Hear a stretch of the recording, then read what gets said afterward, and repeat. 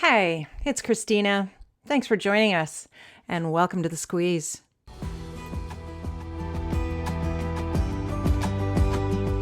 Because we have to get real. We have to tell ourselves the truth, and that means challenging our ideas, as I said, about what it means to be competent.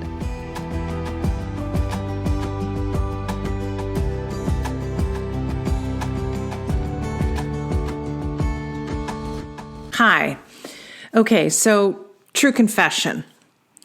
Right out of the gate, I am going to do something really different on this podcast. And there's a reason for that. And I want to give you a little bit of a background very briefly. So it seems that podcasting, for me, is getting pushed a bit to the back burner as what I'm kind of casually but kind of seriously calling the tsunami of my fall schedule. While that starts to encroach, I actually realize my hands are a bit tied, and I kind of have to let some things fall off the plate. So I got to thinking, if the current format of podcasting, and that's where I research and I write and I interview someone and then I record it and then I edit it, if that doesn't work, and yet I love podcasting, and I really do. I mean, when I look at my values and I cross-reference with everything I'm up to, podcasting hits every single one of my values. So there's this way that I am at a crossroads. I either put it on the back burner or I adapt. So the bottom line is, as I look at my fall calendar, I have come to a very hard conclusion. I'm not going to get everything done. And so I thought, okay, this would be a really great topic for a podcast, because God knows I have coached so many leaders over the last long period of time who are saying the same thing to me. And here I am struggling with the same thing. So I thought it might be an interesting conversation to talk about when you are facing a workload that you know in your heart of hearts, if you're really honest with yourself, you're not going to be able to get everything done. And so I want to talk a little bit about what does that actually feel like? And what kind of shift do I need to do inside my own head in order to work with that? So that's what this podcast is about. So just a little note that if you are indeed hearing this, it means that this format didn't make it to the cutting room floor, and actually I've gone forward with it. So that means success. And if you're not listening to it, well, we might as well just stop there. So let's assume that you are listening to it. And so the first thing that I want to address is, I'm just going to call it loosely mindset. And what I mean by that is, I think that I operate, pretty normally. I think most people are like this, where I have sort of an assumption, not always examined, but an assumption that I'm going to get shit done. I'm going to get done what needs to be done. And I have a busy workload. And if you're uncertain of that, you can validate that with my husband. He'll be happy to tell you actually how busy I am. That's a reality. So I'm up to a lot of things. I'm building my business, creating a new online platform, and I'm also teaching university. And that's to say nothing of all the personal things and the things that I like to do outside of my work and just stuff that comes up. So, whatever. Not my first rodeo, a lot of things going on. But back to that mindset, because I think it's valid. I think that a lot of the time, in the back of my mind, unexamined though it may be, I assume I'm going to get shit done.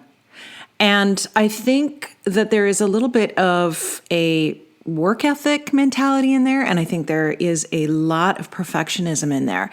And I want to out that because, I teach this stuff, for crying out loud, and I absolutely suffer from it. So let's just call me a recovering perfectionist, because I think, just naming it right now, I actually get to see it and I get to share it with you. And I actually think a lot of this, opportunity for growth and being able to shift patterns that aren't serving us, yada, yada, yada, is actually being able to talk about it. And in order to talk about it, we have to see it. So I'm right in the middle of seeing it. So it's gotten to the point where the complexity in my work life has gotten to a point where the systems that I use to manage my time and figure out my priorities and what do I work on first, like all that stuff. And I'm a pretty organized person. But all of those systems are showing cracks. They're not actually able to do the job that's required given the volume that is on my plate right now, the demand that is on my plate. And so that has actually got my head up because I'm realizing, I don't know about you, but I have these moments where it's the middle of the night and, I sort of notice that I'm awake all of a sudden, not wide awake, but just enough to notice that my mind almost was just waiting for me to wake up so that it could get going. And get going it does. And so I started to pay attention to what that actually looks like, sounds like, feels like, etc. And I've come up with this very sort of basic pattern that when my mind gets going, whether it's the middle of the night or frankly, whether I'm meditating, that's always a classic time, or when I'm doing yoga, like that's another classic time when it gets going, that what gets it going is a problem that it's trying to solve. And that problem could be, just figuring out the email that I have to send to someone that maybe requires a little bit of stealth. It might be a problem of how do I actually attend to this many coaching sessions in this period of time. Like it's just general workplace problems that we all have a million of every day that we have to solve. So I noticed that my mind was just really hooking me with that problem that I needed to solve. Because the reality is I did need to solve it. I just didn't need to solve it at 3 a.m. or while I was meditating or while I was doing yoga. So all of that helped me get my head up and notice that, there's actually more going on right now than I can handle with my current sort of organizational systems. And that was scary. And that's when I had to acknowledge that assumption that operates in the background that says, I'm going to get it done. And it is incredibly humbling to be somebody who is a performer. I'm a recovering high performer as well as a recovering perfectionist, pretty much recovering from everything while we're talking about it. For me to say, actually, I am not going to be able to get everything done. It's terrifying, but it's also relieving. And the funny thing is that with all the leaders that I've supported over the years who tell me, when we actually start looking right down at the detail level of what they've got on their plate, and they have to come to the same conclusion, there's so much resistance.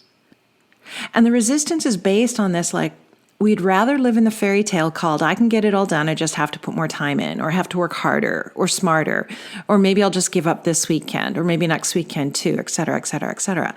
But anything to maintain the version of ourselves that gets it done. Because it seems that the resistance we have, myself included, that when I come to that place where all things are pointing at the fact that I won't get everything done, that there is that tremendous resistance I feel that I mean, if I let go of myself as a person that's capable and competent and will get all that done, what's next? And that's just the tip of the iceberg. So remember that we're kind of in the realm of the mindset here. And I think it will make good practical sense to look at the first chunk being the mindset and how we shift that. And then the second part being like, what are the actual practical things that you can do when you recognize that you've got more on your plate that you can do? Because there is a practical element here. Like, how do you decide? How do you deprioritize, et cetera? But back to that mindset. And I really think the lion's share is with the mindset. I know it is for me. I mean, I could just go online right now and Google, like, how do you determine what to drop off your priority list? And there'll probably be some really great stuff there. And I'm not going to negate that it's valuable. It is. It's just that if my mindset is not shifting in accordance, then I'm probably going to not be as invested in those techniques. And therefore, they probably won't, I probably won't set them up in a way that will be sustainable. So that's why I'm going to put the lion's share on mindset. I generally do with most things, as you know, if you've worked with me.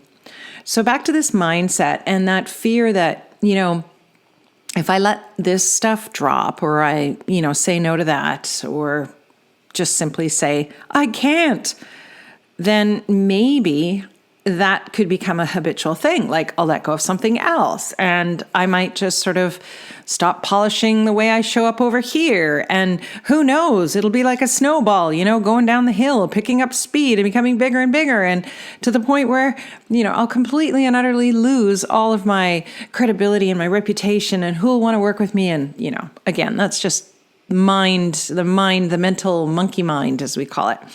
That's pretty typical. So we'll just call that sort of fear number one, right? Like if I let this slide this time, what am I going to let slide next time? I feel like people who've ever done sort of exercise programs or diet and nutrition programs probably know this one really well, because we set out with great intentions. We have a good structure in place. We hit our target, and then there's that one day, maybe we had a bad sleep or something else sort of drags us down and we go, well, I'll just let this one slide. And I don't know about you, but that's always a scary prospect, because I think, well, if I let this slide, does that mean it's going to be easier to let it slide next time? So I don't know if that's something you've encountered. I imagine it is, but we'll just call that fear number one. Like, where is it going to stop if I start? Oh no. Fear number two, I think it's really just the same fear said a different way, is that if I do this, I'll actually lose control. Like, I will lose control of my ability to show up competent. My reputation will take a hit. Maybe I won't be seen as professional. That there are all these ways that when we're under pressure, particularly when you're inside an organization that's also under pressure and things are moving fast, budgets are always at risk of being cut. We're, in a major amount of churn in most organizations right now. So there's like all kinds of pressures. And so that loss of control, that feeling of loss of control, it's really the fear of losing control. That can be an incredible impediment to actually being honest and saying, I can't do it. So I think those are just a couple off the top of my head fears. You've probably got other ones in mind, in which case I'd love to hear from you if something comes up for you as you're listening. But those fears are what propel our resistance, why we will then, I can't even believe some of the stuff I hear from leaders, how hard they will work then to push themselves to get everything done. So until we can pump the brakes and actually see those fears that are operating, I don't believe we're going to stop. I don't believe we're going to change anything. I think we're just going to run faster. And I think that's what most people do. I think leaders think, I just have to work harder. I have to put in more time. When I bring it back to my own life and I think about my fall, my tsunami of a calendar that's coming for me, I've got this weekend off, and it would be nice to just chill and read books and do the other things that I like to do. But what I've noticed is a real uptick in the pressure to try to do some more strategic thinking and create some better processes. And all these things they're not useless, but there is a real undertone of trying to maintain control. I mean, it makes me think of a metaphor. Like if you're trying to cross a creek, and the creek bed has big rocks in it and your feet are slipping on them. There's this way that we want to just shore that up and put more rocks in it to give us a steadier sort of platform to stand on as we're making our way across this shaky sort of environment. And I think that it might feel safer. I might feel more in control the more time that I spend. But I think there's an illusion there, because I think what that does is it actually cuts me off from having the experience of just saying, I can't. And that's, I'm looping around here, but that's full circle here. And so let's just pause there for a second, because I think that when all of our systems fail us, often that's what's left, is we just have to look at this and name it and say, here comes the tsunami. and I wonder what's going to get missed. And I think that's so crucial because what happens is you're moving into a sort of a psychological mindset that I'm just going to call acceptance. And in a case like this, acceptance is an easy word to say, and it's a very difficult process to actually go through. Because we have to get real. We have to tell ourselves the truth. And that means challenging our ideas, as I said, about what it means to be competent. I think a lot of people think that when they admit they can't, or when they cry uncle, when they admit it, when they accept it, that it's going to bring on something catastrophic. And I think that it's actually paradoxical. Case in point is this podcast. I had to recognize, own, and accept that this podcast was getting bumped to the back burner before my mind could start to see differently. And in seeing differently, that sort of forced me to let go of my controlled approach to podcasting that I've always had. Now, this could end up being a big flop. We'll see. I would very much welcome and, in fact, invite your comments because I want to be producing what is useful to you.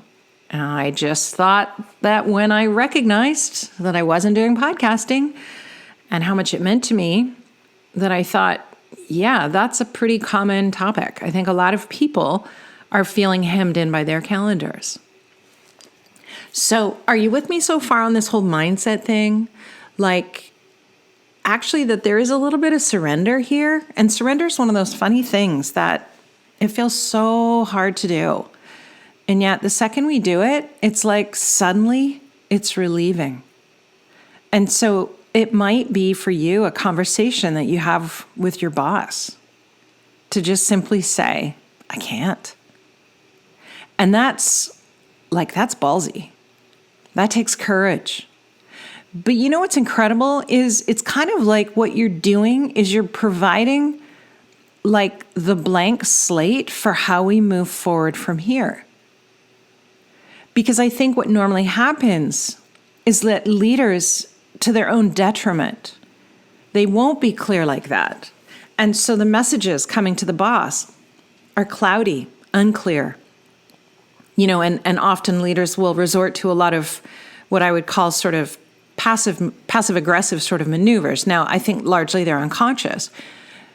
They just might mention offhandedly that they were, worked this weekend and that they haven't had vacation in 2 years or something. We always sort of put that on, tack that on. It's not the topic of the conversation. It's the add-on. And I think that is a whole sort of way that we don't communicate clearly. And so our boss is left at loose ends. Like, are you asking me for something? Like, what is this? Oh, okay. Sounds like you're having a hard time, whatever.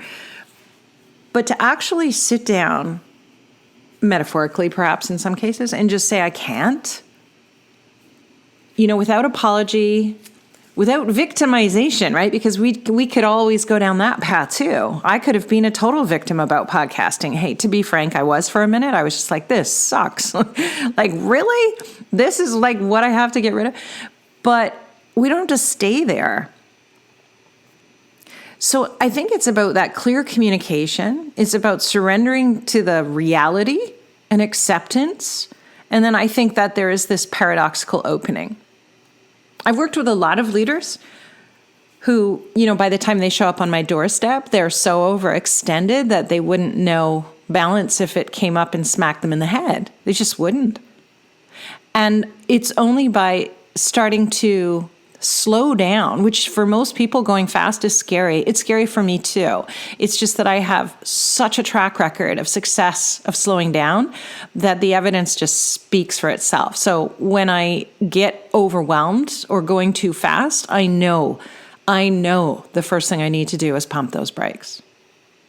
So when I work with these leaders who show up and they're so overwhelmed and they don't have a clue where to start and they're so stressed out, I'll oftentimes just sit with them, like usually on the phone or Zoom, and do a 5-minute grounding session. And by that, I just mean a sort of a guided visualization. And I'll ask something like, what are you feeling in your toes? And, they'll sort of like, what the hell are you asking me? And it takes a varying degree of time, depending on the person, for them to quote unquote get it. Hey. And by that, I mean, squeeze. Be in the present moment. And if you like what you're hearing, there's a whole world because don't of forget that to a lot of this overwhelm We've got an and online this sense of like program. continual pressure and I have to work harder and longer and all of that. Key tools that's really living in the mind. Well, and it's a concept. Human. We also have a number of mini learning bundles that you can get into. And what you're feeling in your toes is an experience. You can follow and us those on are two different things. Or check out our and website. It's not to negate how busy you are, but it is to say that I promise you, you're not going to find a better way through if you're coming at it under the influence of the busyness. So if you're in your headspace of busy, you've tripped all kinds of physiological systems. You're probably having lots of adrenaline, lots of cortisol in your system. I know what that feels like. Very well recently, as I think about the tsunami that is coming, which is coming tomorrow Tuesday, so 2 more days. And the tsunami meaning I've had the summer off. And this is my, first days of work back in the saddle, so to speak. And I have put so much emphasis on this tsunami metaphor that I'm going to actually challenge myself mid-podcast right now to change what I'm calling that. Because we unknowingly do this all the time. We do it to ourselves. We create our own experience by the story we tell ourselves. So when I tell myself the tsunami is coming, well, what are you going to do in real life if you hear the tsunami siren? You're going to run for cover. You're going to go to high ground. And every time I tell myself that there is a tsunami on my calendar, it's exactly what I do. And the antidote is to pump the brakes and realize what I'm doing to myself and how I'm actually generating a physiological reaction in my body that then just makes me feel lousy. I feel anxious. So real time, I'm going to reframe the tsunami. And I'm going to say that rather than a tsunami, what it is it's a time where there's going to be a high demand for pushing pause. It's a time for pausing, checking in, up my meditation maybe. I remember I saw this meme one time on the internet. It said, everybody should meditate for 10 minutes a day. If you don't have 10 minutes, you should meditate for an hour a day. Because it is paradoxical. I don't know why we got so addicted to the idea that we just have to spend more time to get stuff done. Anybody who has ever tried to be productive from an overwhelmed mindset knows you're not very productive. You know it. I don't have to tell you that. Those people that race around the office at Mach 3, and I've been one of them, we're not really getting stuff done. What we're doing is we're paying off our anxiety gremlin. So we're thinking, I'm moving fast. I must be getting a lot done. But those rare times when we actually do pause and we do have some sort of prioritization system or something that gets our attention to ask, what are we actually doing and is it the right stuff? We usually get a glimpse of that and go, oh, holy shit. Nope. I'm moving real fast and I'm letting everybody know I'm super busy. But I'm not attending to the most important things. And that makes me think of Stephen Covey's time management matrix. And I think that's a super useful tool because I think it draws your attention to whether you are working on things that will just beget more of the same. So I call those like firefighting things, as in the firefighters, they're always rushing to emergencies. And I think that the more that we rush to emergencies, because we haven't then ever taken the time to review our processes or, ask for help or do any of those other type of activities, then all we're going to keep getting are firefighting emergencies. And that goes back to the push pause. And, even in those times when you're so overwhelmed, you can't even see straight. I coached someone a long time ago who wouldn't take vacation because she couldn't come back and face her inbox. She's like, it's not worth it. Just like, oh my God, that's so crazy. But again, I'm going to say that if you're listening to this and you're in a lot of overwhelm or you're in a lot of busyness and you're noticing that the things that matter to you are getting bumped, then push pause. Take an hour. The world's not going to stop turning, but the headway you make from a grounded headspace, you're going to be able to tap more clarity. You're going to probably be able to bring on some of that higher level thinking, that really creative thinking that we need in order to problem solve, like for real problem solve, not just get me out of this dust up right now. And as I'm sharing this with you, I'm thinking of the rest of my weekend. And I'm recognizing that the old way would be to sit on my laptop and just hammer it out. Just hammer it out and sort of feel like you beat back the demon a little bit. You can sort of have a day off or a reprieve. Maybe I'll sleep well tonight.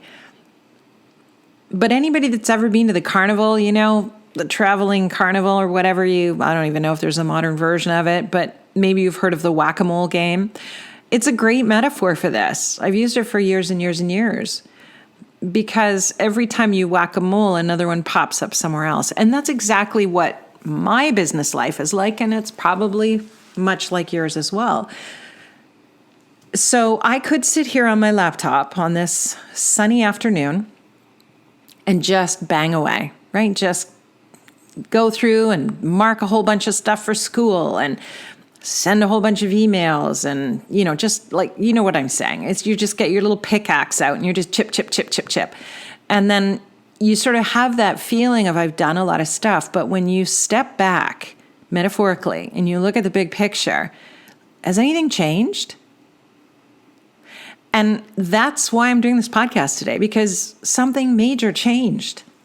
I thought in order to podcast, I had to go through my usual approach. And I will do that when I can. I mean, I love going down the rabbit hole of a particular topic, researching it, finding out who the experts are, inviting people onto the podcast, interviewing. I love that. And I will do more of that, I promise you. But why wait? Why not just see what I've got that's cooking for me right now? Because I'm pretty sure someone listening is going to have it cooking for you too. So right back to the beginning here, there's so many things going on in my mind right now as I wake up, like in real time with you listening, to realize that the tsunami is only a tsunami when I make it a tsunami.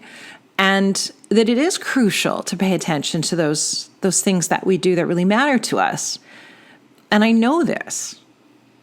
I teach it. And when I do the things that matter to me, it's very motivating. It's very fulfilling. And that is its own reward. And so, just doing something that I did. So I'll move a little bit into the practical. These are things that have worked for me. So I am a absolute stationery addict, okay? So I love going to Staples and I have all kinds of things, and that is because I am a visual thinker. So if you are a visual thinker and you don't have a whiteboard, get one and get lots of colorful markers because that's half the fun. So what I did was I went back to my list of values, and I have a pretty straightforward values exercise on my website that you can download for free if you want. So if you're like, what? I don't know what my values are, you can go and just download that. I think it's under tools on my website. And I like to have a working list of kind of 5 to 7 of them. And so, there's a sort of a shift between my business and my personal life, but not entirely. There's a lot of similarity. So what I did was I have my big whiteboard and I grabbed my 5 kind of work values and I put them up on the whiteboard, and they had their own little worlds. And then I took the work that is on my calendar and I cross-referenced it with the values. And for every value, so I'll just use the example of podcasting.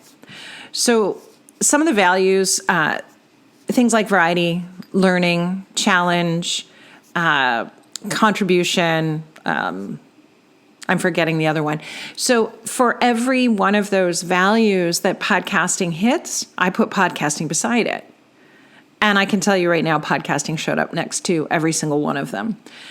And then, I take the other bits and pieces of my work world. So teaching, I love teaching. That hits a lot of my values as well. But there's a number of things that were not hitting my values. And so this is a really great practical exercise to help you actually see what matters to you. Now, are you always going to get to do what matters to you? No, of course not. I have to bring home the bacon, so to speak, as I'm sure to you. But if we completely negate what matters to us, then there's a way in which we're going to start to notice our gas tank going down pretty quickly. And if I were going into the fall that I have scheduled without a connection to activities that tie me to my value system, then, I think it's got the recipe for burnout on it. So you may want to get a whiteboard, try out your values, cross-reference with what you've got on your plate. And if you find that you're not actually aligning with your values, then you better sit down and find out what are some ways that you can boost that. So if you have a value around variety, as I do, and a lot of what you're up to in your day-to-day just sort of seems like, there's not variety, then it's time for you to take a strategic look at that part of your work. And strategy, by its very nature, will enable you to come with variety because you're going to be thinking about it differently. That's what a strategic perspective does. It takes you out of the weeds and brings you up to 300 feet. That's a different way to work with your work. So said another way, we work in our work, right? That's when we're just doing it. But strategic thinking is working on our work. So it's not just what we're doing, it's how we're doing it. How well is this working? Why do I keep repeating this particular process when it doesn't do anybody any good? Why do we keep having this meeting when it's obvious that nobody's really putting any effort into it? What do I need to change as the leader of this team to create more opportunities for divergent thinking? So that's strategic approach. Talk about variety. So by doing a whiteboard or something similar, you don't have to do a whiteboard, you don't have to be visual like me, you might have your own way of looking, but look and ask yourself, where does my energy go up?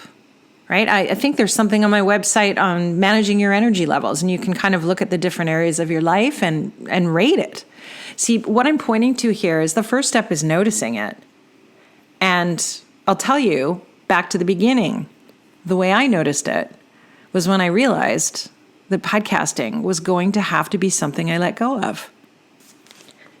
And once I realized that, I had to go through that sort of mindset shift. I had to recognize that the approach I was taking with it, the research and the recording it and editing it and talking to the experts and all that stuff, that I just didn't have the bandwidth for that. So then I just knew that if I was going to do it, it had to change. And it was that paradoxical notion of acceptance that I talked about. I really want to underscore that when you are willing to get real with yourself about your current situation, particularly in times of overwhelm, that you are actually opening up more possibility for a new way to emerge. But you will not be able to see that new way if you continue doing the same thing the same way every day, right? The definition of insanity. So if one day after the next is a slog, if it's that chipping away at your emails or whatever it is, those quick wins, just remember that the longer you keep this dance going, this hamster wheel, plate spinning in the air, you can think of all the different metaphors, the longer you do it, nothing's going to change. You're just going to be doing more plate spinning or more hamster wheeling or whatever metaphor you want to call it. That the only thing that's going to give you a fighting chance is to push pause. And that's where you're probably going to go, no, because it's going to feel like the walls are going to cave in and you're going to lose your credibility and your reputation is going to be shot and all that garbage I talked about at the beginning, the perfectionism, the control, all of that stuff. So I'm going to finish it up by saying, be like me. Don't let go of the things that matter. But in order to do that, you have to recognize when enough is enough. You have to know when it's time to cry uncle. And I don't mean in a victim way where you're like going to start swooning and hope somebody brings the smelling salts. I'm talking about you got to get real with yourself.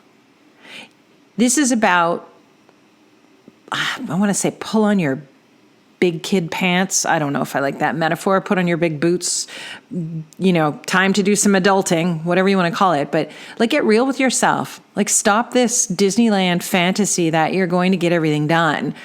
You're not.